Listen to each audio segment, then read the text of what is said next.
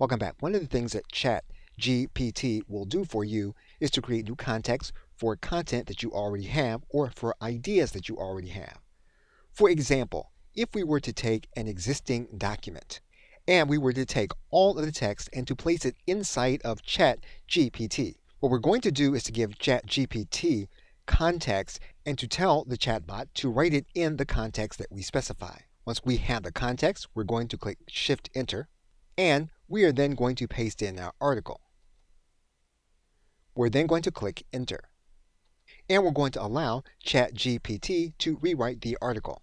Now, it's a good idea to take your content that you have created and to move it through other applications. One paid application we can run our content through is Copyscape.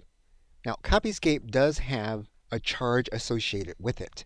However, the charge is minimal, and you can do what's called a premium search so that Copyscape can check your content against other content on the internet.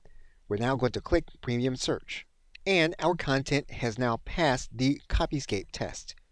We can also run the same content through another system. We can place the same content inside of the Grammarly plagiarism checker, and we can then scan our new content for plagiarism. According to Grammarly, no plagiarism is found. If you have an account with Grammarly, you can fix other issues according to Grammarly when it comes to the writing. However, we can run the same content through another tool that's commonly available to individuals that use the Microsoft suite of products. Okay, so with that, thanks, and I will see you in another video.